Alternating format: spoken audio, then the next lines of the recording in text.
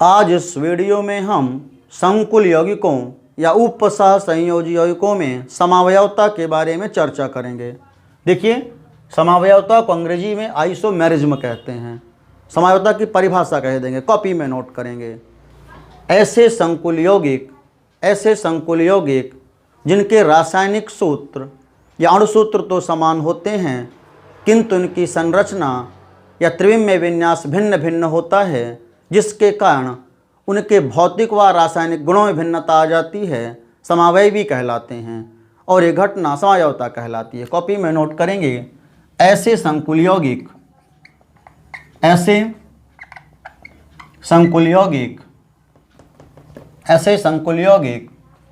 जिनके अणुसूत्र या रासायनिक सूत्र तो समान होते हैं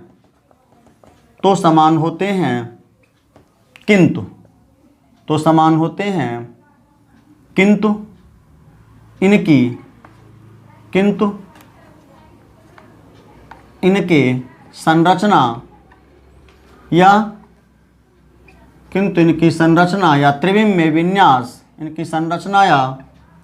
त्रिविमीय विन्यास भिन्न भिन्न होने के कारण भौतिक व रासायनिक गुणों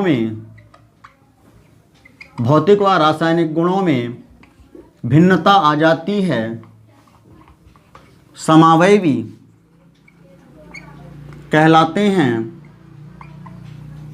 तथा यह घटना समावयवता कहलाती है। एक बार पुनः सुनेंगे। ऐसे संकुल यौगिक या वे संकुल यौगिक जिनके अणुसूत्र या रासायनिक सूत्र तो समान होते हैं, किंतु संरचना या त्रिविमीय विन्यास भिन्न भिन्न होने के कारण इनके भौतिक व रासायनिक गुणों में भिन्नता आ जाती है, समावयवी कहलाते हैं तथा ये घटना समावयवता कहलाती है। अब देखिए, संकुल यौगिकों में दो प्रकार की समावयवता पाई जाती है। इन यौगिकों में दो प्रकार की समावयवता पाई जाती है। पहली होती है संरचनात्मक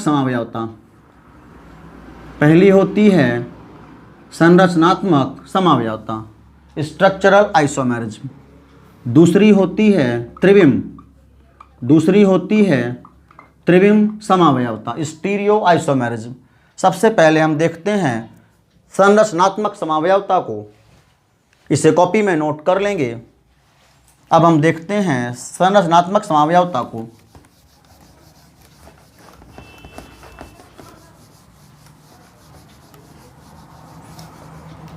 संरचनात्मक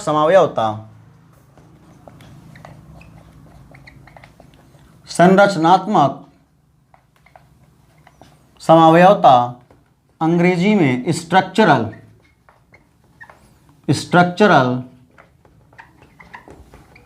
आइसोमेरिज्म। ये क्या होती है? देखिए, ऐसे संकुल यौगिक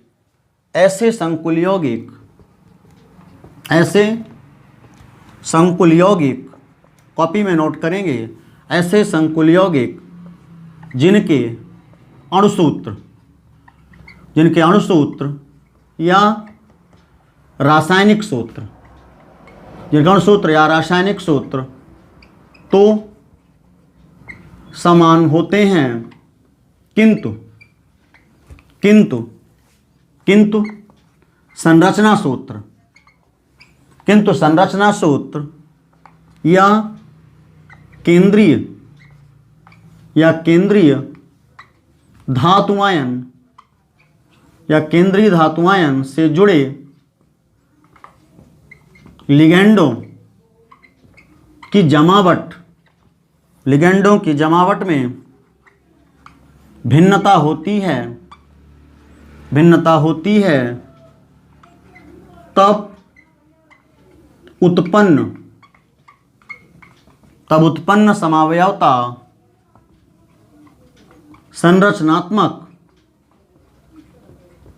समावयवता कहलाती है। तो एक बार पुनः सुनेंगे, ऐसे संकुल यौगिक जिनका अणु सूत्र या रासायनिक सूत्र तो समान होता है किंतु संरचना सूत्र या लिगेंडों की जमावट में भिन्नता होती है, तब उत्पन्न समावयवता संरचनात्मक समावयवता कहलाती है। अब देखिए, ये समावयवता जो है 5 प्रकार की होती है। हम सबको देखते हैं बारी बारी से, इसे कॉपी में नोट करेंगे। संरचनात्मक समावयवता जो है 5 प्रकार की होती है। सबसे, जिसमें 4 मुख्य समावयवताएं हैं। सबसे पहली समावयवता है आयनन समावयवता। सबसे पहली समावयवता है आयनन समावयवता। इसे कॉपी में नोट करेंगे, ये क्या होती है। देखिए, संकुल यौगिकों में लिगैंड तथा आयनों के परस्पर परिवर्तन से उत्पन्न समावयवता आयनन समावयवता होती है। कॉपी में नोट करेंगे, संकुल यौगिकों में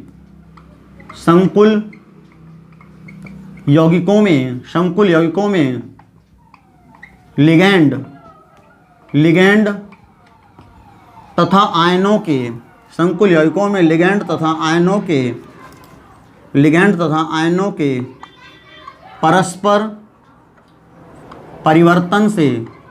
तथा आयनों के परस्पर परिवर्तन से उत्पन्न समावयवता आयनन समावयवता कहलाती है।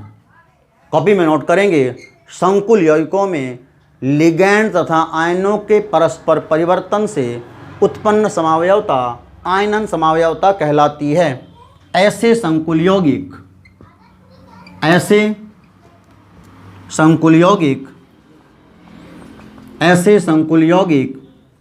विलयन में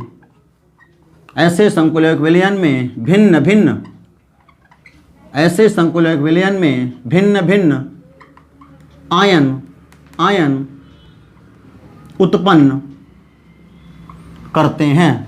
ऐसे संकुल यौगिक विलयन में भिन्न भिन्न आयन उत्पन्न करते हैं। जैसे कोबाल्ट के 2 आयनन समावयवी हैं। जैसे कोबाल्ट संकुल के 2 आयनन समावयवी हैं। देखेंगे, इसका पहला एक यौगिक है CONH3 का होल 5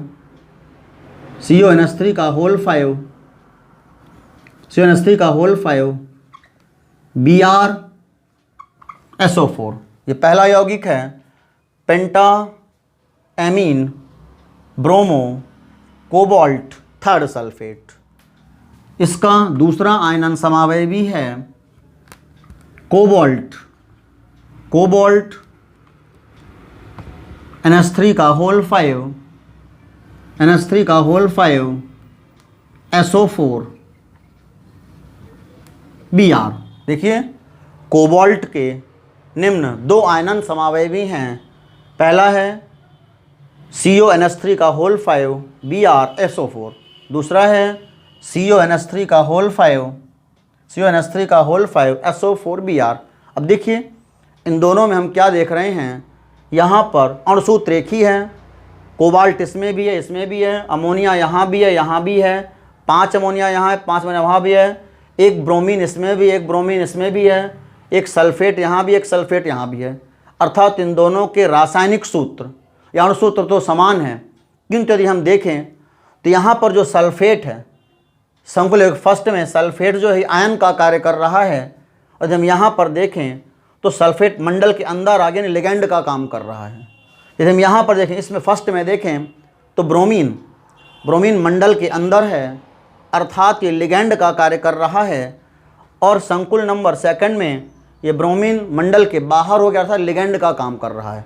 तो कुल मिलाकर के हम यहाँ पर देख रहे हैं कि इसमें लिगैंड व आयन आपस में परिवर्तन कर रहे हैं या इनका विनिमय हो रहा है।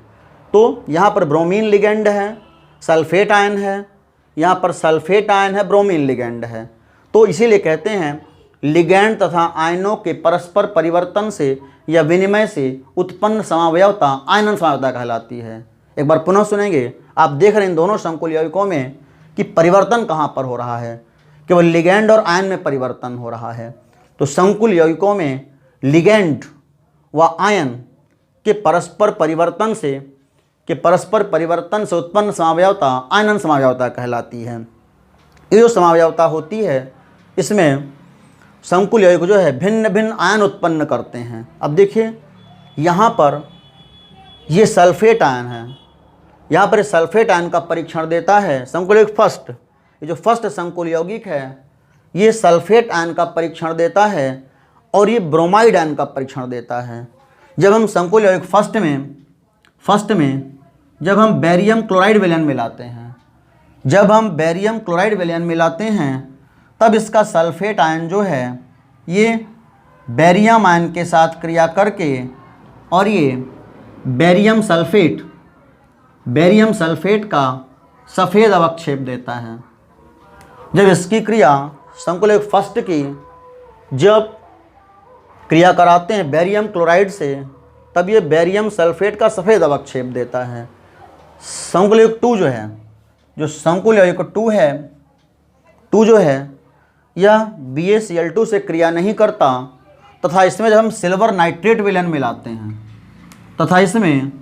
जब सिल्वर नाइट्रेट विलयन मिलाया जाता है तब यह सिल्वर ब्रोमाइड, तब ये जो है तो सिल्वर ब्रोमाइड का AgBr का पीला अवक्षेप देता है। तब यह जो है तो AgBr का पीला अवक्षेप देता है। तो इस प्रकार से जो आयनन समावयवी होते हैं यह विलयन में भिन्न भिन्न आयन उत्पन्न करते हैं। कोबाल्ट का पहला संकुल जो है ये सल्फेट आयनों का परीक्षण देता है तथा इसमें बेरियम क्लोराइड विलयन की कुछ बूंदें मिलाने पर यह बेरियम सल्फेट का सफ़ेद अवक्षेप देता है। जबकि कोबाल्ट का संकुल 2 जो है यह ब्रोमाइड आयन का परीक्षण देता है। इसमें सिल्वर नाइट्रेट की कुछ बूंदें मिलाने पर यह AgBr का पीला अवक्षेप देता है। तो इस प्रकार से आप तैयार कर लेंगे आयनन समावयवता को। मुख्य रूप से यह लिगैंड तथा आयन के परस्पर विनिमय से उत्पन्न समावयवता होती है। यह जो है तो लिगैंड तथा आयन के परस्पर विनिमय से उत्पन्न समावयवता होती है तथा ये समावयवी जो है यह विलयन में भिन्न भिन्न आयन उत्पन्न करते हैं, इसका ध्यान रखना है। अब हम देखते हैं इसकी दूसरी समावयवता को। आयनन समावयवता के बाद इसे कॉपी में नोट कर लेंगे। इसकी दूसरी समावयवता होती है आयनन समावयवता के बाद दूसरी समावयवता होती है बंधन समावयवता। दूसरी समावयवता होती है बंधन समावयवता, लिंकेज आइसोमेरिज। इसे अंग्रेजी में लिंकेज आइसोमेरिज्म कहते हैं, उसे आयोनाइसन आइसोमेरिज्म कहते हैं। लिंकेज ये क्या होती है? देखिए ये समावयवता मुख्य रूप से उभयधर्मी लिगैंडों द्वारा प्रदर्शित होती है। यह समावयवता मुख्य रूप से उभयधर्मी लिगैंडों द्वारा प्रदर्शित होती है। जब कोई उभयधर्मी लिगैंड संकुल यौगिकों में भिन्न भिन्न प्रकार से जुड़ता है केंद्रीय धातु आयन के साथ, तब उत्पन्न समावयवता बंधन समावयवता कहलाती है। संकुल यौगिकों में संकुल यौगिकों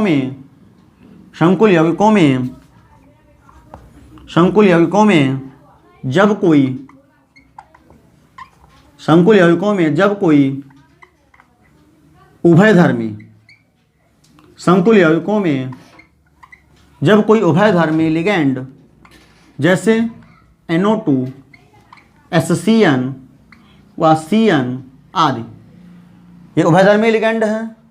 NO2 HCN व CN संकुल यौगिकों में, कॉपी में नोट करेंगे, संकुल यौगिकों में जब कोई उभयधर्मी लिगैंड केंद्रीय धातु आयन के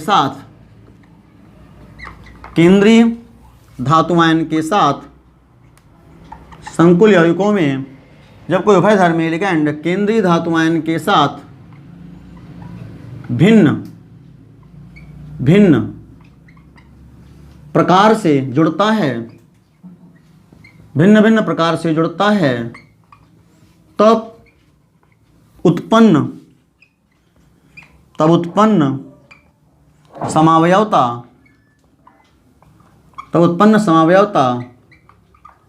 बंधन समावयवता कहलाती है। तो यह समावयवता मुख्य रूप से उभयधर्मी लिगैंडों द्वारा प्रदर्शित होती है। जब कोई उभयधर्मी लिगैंड केंद्रीय धातु आयन से भिन्न भिन्न प्रकार से जुड़ता है तब उत्पन्न समावयवता बंधन समावयवता होती है। जैसे इसमें भी एग्जाम्पल यदि हम देखें, कोबाल्ट का एक बंधन समावयवी है। कोबाल्ट का संकुल CONH3 का होल 5 NO2Cl2। CONH3 का होल 5 NO2Cl2 ये पहला संकुल यौगिक है। दूसरा है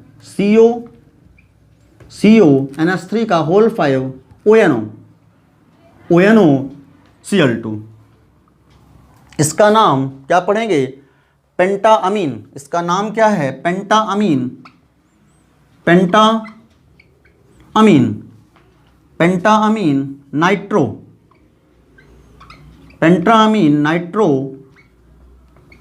कोबाल्ट। पेंटाअमीन नाइट्रो। अक्षर संख्या कितनी आएगी? यहाँ पर -2 चार्ज हो गया, यहाँ पर -1 हो गया, -3 उधर गया तो +3। Cobalt third chloride. इसका नाम है पेंटाअमीन nitro cobalt third chloride.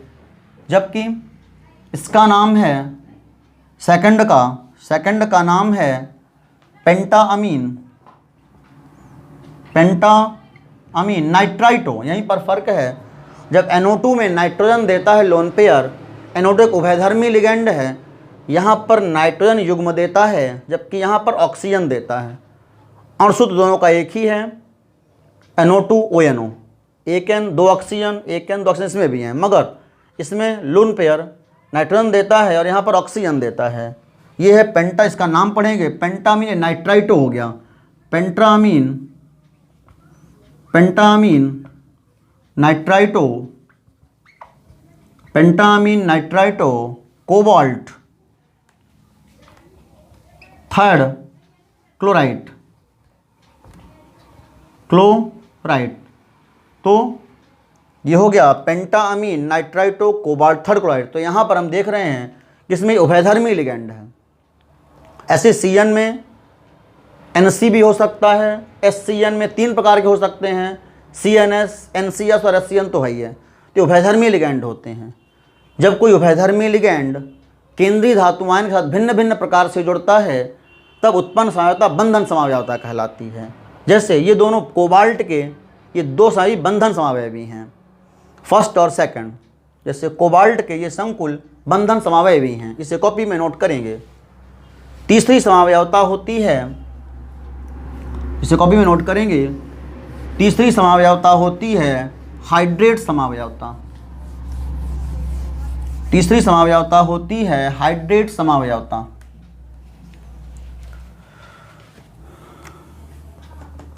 Hydration isomerism. तीसरी समावयवता होती है हाइड्रेट समावयवता, हाइड्रेशन आइसोमेरिज्म। ये क्या होती है? देखिए इसमें क्या होता है, जब जल का अणु संकुल यौगिकों में जब जल का अणु मंडल के भीतर व बाहर भिन्न भिन्न प्रकार से प्रकट होता है तब उत्पन्न समावयवता हाइड्रेट समावयवता कहलाती है।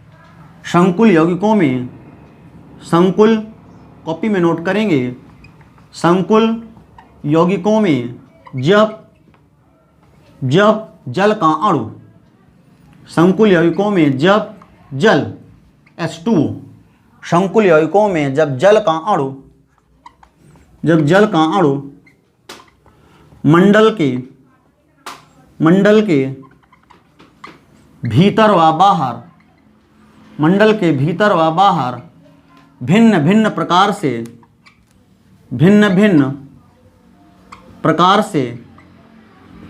प्रकट होता है, भिन्न भिन्न प्रकार से प्रकट होता है, अर्थात यह कभी लिगैंड के रूप में, तथा कभी क्रिस्टलन तथा कभी क्रिस्टलन जल के रूप में उपस्थित होता है तब उत्पन्न समावयवता हाइड्रेट समावयवता कहलाती है। तब उत्पन्न समावयवता हाइड्रेट समावयवता कहलाती है। तो इसकी परिभाषा को नोट करेंगे।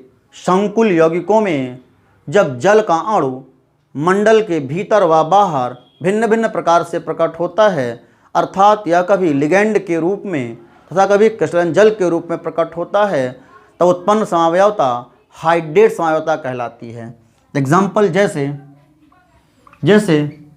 CrCl3 into H2O। जैसे CrCl3 ये क्रोमियम का एक संकुल यौगिक है। जैसे CrCl3 इंटू H2O के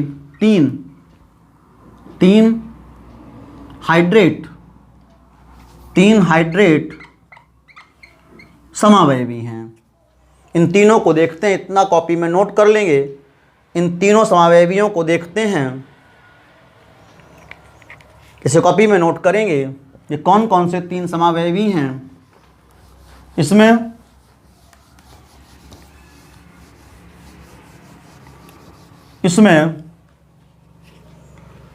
पहला समावयवी है CrH2O का whole 6 into Cl3 into CrH2O का होल 6 इंटू Cl3। यह जो है CrH2O का होल 6 Cl3, इसमें तीनों क्लोरीन जो है आयन के रूप में उपस्थित होते हैं। CrH2O का होल 6 Cl3 एक बैगनी रंग का यौगिक होता है। यह जो है तो यह एक बैगनी रंग का यौगिक होता है। इसका नाम है hexa aqua chromium third chloride. Hexa aqua chromium third chloride एक बैगनी रंग का यौगिक होता है। जबकि दूसरे संकुल यौगिक में क्या होता है, दूसरे समावयवी में क्या होता है कि जल का एक अणु मंडल के बाहर जाता है, क्रिस्टलन जल के रूप में कार्य करता है, एक क्लोरीन अंदर आता है। यानी ये CrH2O का होल 5 इंटू Cl, और बाहर क्या बचता है Cl2 इंटू H2O। ये जल जो है, यहाँ पर हम देख रहे हैं कि जल का एक अणु जो है ये क्रिस्टलन जल का कार्य कर रहा है। यहाँ पर सभी जल के अणु लिगैंड का कार्य करते हैं, जबकि यहाँ पर एक जल का अणु जो है यह क्रिस्टलन जल के कार्य करता है। तो ये जो है ये एक हल्के हरे रंग का यौगिक होता है। ये एक हल्के हरे रंग का यौगिक होता है। इसमें हम देखते हैं कि 5 जल के अणु लिगैंड का कार्य करते हैं, एक जल का अणु जो है वो क्रिस्टलन जल का कार्य करता है। तीसरा हाइड्रेट समावयवी, क्रोमियम का जो तीसरा हाइड्रेट समावयवी है वो ये है CrH2O का होल 4। यहाँ पर 4 ही जल के अणु जो है लिगैंड का कार्य करते हैं। CrH2O का होल 4 इंटू और 2 Cl अंदर आते हैं, Cl2 और एक Cl बाहर जाता है इंटू 2H2O। CrH2O का होल 4 इंटू Cl2H2O। यह जो है तो गहरे हरे रंग का यौगिक होता है। यह गहरे हरे रंग का यौगिक होता है। गहरे हरे रंग का यौगिक होता है।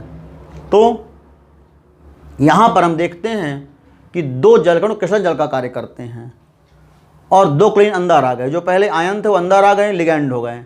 तो इस प्रकार से ये समावयवता जो होती है, तो मंडल के जल का अणु जो है जब मंडल के भीतर व बाहर भिन्न भिन्न प्रकार से प्रकट होता है तो उत्पन्न समावयवता हाइड्रेट समावयवता होती है। इसमें हम देखते हैं कि जल का अणु जो है कभी मंडल के अंदर है तो लिगैंड के रूप में है, और जब बाहर आ गया तो क्रिस्टलन जल के रूप में हो गया। तो एक बार फिर से सुन लेंगे, हाइड्रेट समावयवता क्या होती है। जब जल का अणु मंडल के भीतर व बाहर भिन्न भिन्न प्रकार से प्रकट होता है तब उत्पन्न समावयवता हाइड्रेट समावयवता होती है। इसमें जल का अणु जो है कभी लिगेंड के रूप में व कभी क्रिस्टलन जल के रूप में मंडल के भीतर व बाहर उपस्थित होता है। अब इसके बाद हाइड्रेट समावयवता के बाद देखते हैं अगली समावयवता। हाइड्रेट समावयवता के बाद 3 समावयवताएं हो गई। चौथी समावयवता है उपसह संयोजन समावयवता। चौथी समावयवता है उपसह संयोजन समावयवता। उपसह संयोजन समावयवता ये क्या होती है? कोऑर्डिनेशन आइसोमेरिज्म ये क्या होती है? देखिए, जब धनायन ऋणायन दोनों संकुलायन होते हैं, जब धनायन व ऋणायन दोनों संकुलायन होते हैं, तब दोनों में उपस्थित केंद्रीय धातुआयन लिगेंडों से विनिमय कर सकता है और तब उत्पन्न समावयवता जो है वो कहलाती है उपसह संयोजन समावयवता। लिखें कॉपी में, जब धनायन व ऋणायन जब धनायन व ऋणायन दोनों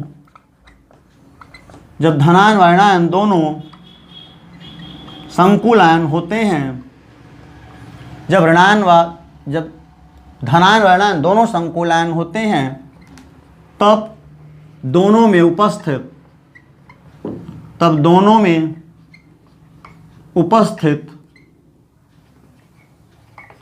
केंद्रीय धातुआयन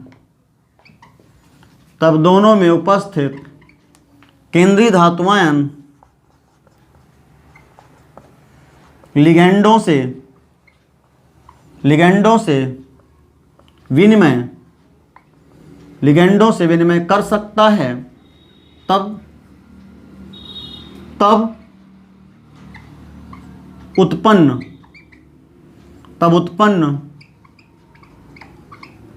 समावयवता उपसह संयोजन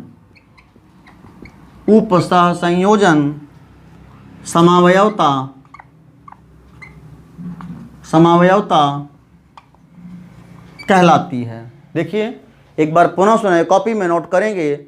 जब धनायन व ऋणायन दोनों संकुलायन होते हैं, तब दोनों में उपस्थित केंद्रीय धातुआयन लिगेंडों से विनिमय कर सकता है तथा उत्पन्न समावयवता उपसह संयोजन समावयवता कहलाती है। जैसे एग्जाम्पल देखते हैं, जैसे कोबाल्ट NH3 का होल 6, जैसे कोबाल्ट NH3 का होल 6 तथा CrCN6। इसमें यदि हम देखें तो धनायन ऋणायन दोनों संकुलायन होते हैं। यहाँ पर कोबाल्ट धन 3 स्टेज में है, दोनों में आपको बता चुका था। ये समन्वयन संख्या 6 है, तो केंद्रीय धातु पर आवेश जो है +3 होता है, दोनों पर +3 आवेश है। अब ये धनायन हो गया, चूँकि तो 0 आवेश है, ऋणायन हो गया। चूँकि इस पर -6 और +3 घटेगा तो -3 आएगा, यहाँ -4 जाएगा। जब धनायन ऋणायन दोनों संकुलायन होते हैं, तब ये दोनों में उपस्थित, परिभाषा को सुनेंगे, तब दोनों में उपस्थित केंद्रीय धातुआयन लिगेंडों से विनिमय कर सकते हैं तथा उत्पन्न समावयवता जो है उपसह संयोजन समावयवता कहलाती है। एक ये हो गया संकुल यौगिक, और इसका जो है उपसह संयोजन समावयवी कौन सा होगा देखेंगे। इसका समावयवी होगा उपसह संयोजन। यहाँ पर यदि आप देखें तो ये हो जाएगा CrNH3 का होल 6, यहाँ हो जाएगा CrNH3 का होल 6, और दूसरा हो जाएगा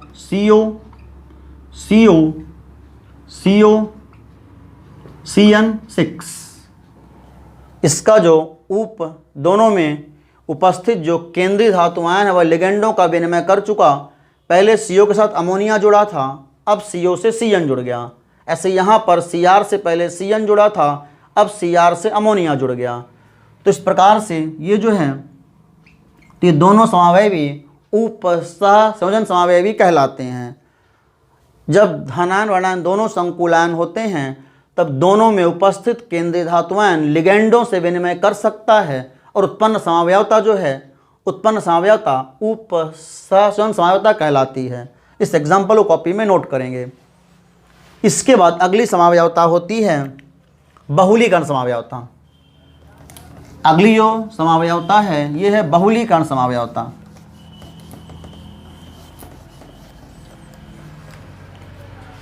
बहुलीकरण समावयवता, पांचवी समावयवता होती है बहुलीकरण समावयवता।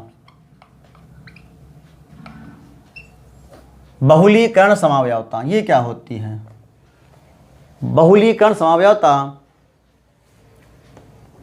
बहुलीकरण समावयवता जो है इसमें क्या होता है, देखिए ऐसे संकुल यौगिक होते हैं इनके मूलानुपाती सूत्र तो एक ही होते हैं किंतु अणुसूत्र भिन्न भिन्न होते हैं, तब उत्पन्न समावयवता जो है वह बहुलीकरण समावयवता कहलाती है। संकुल यौगिकों का मूलानुपाती सूत्र, संकुल यौगिकों का मूलानुपाती सूत्र समान, संकुल यौगिकों का मूलानुपाती सूत्र समान व अणुसूत्र भिन्न होने पर उत्पन्न समावयवता बहुलीकरण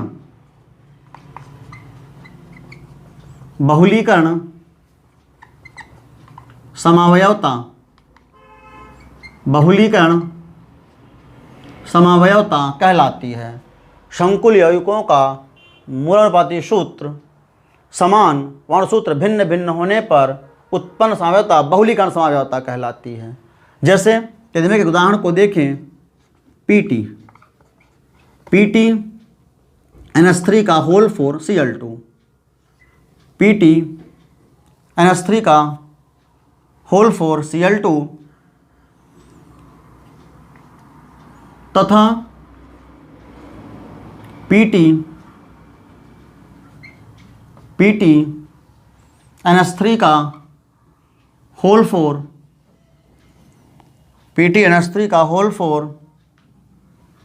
व PtCl4, यहाँ पर भी ट्वाइस है, PtNH3 का होल ट्वाइस Cl2 तथा PtNH3 का होल 4 PtCl4। ये दोनों जो है बहुलीकरण समावयवी हैं। क्यों समावयवी हैं? क्योंकि यदि हम यहाँ पर इनके मूलानुपाती सूत्रों को देखें तो वे समान होंगे किंतु अणुसूत्र भिन्न भिन्न होंगे। यदि हम इन दोनों में देखें तो अनुपात यहाँ पर 1:2:2 का अनुपात है, 1:2:2 का अनुपात है। अभी देखें तो 1:2:2 का अनुपात है।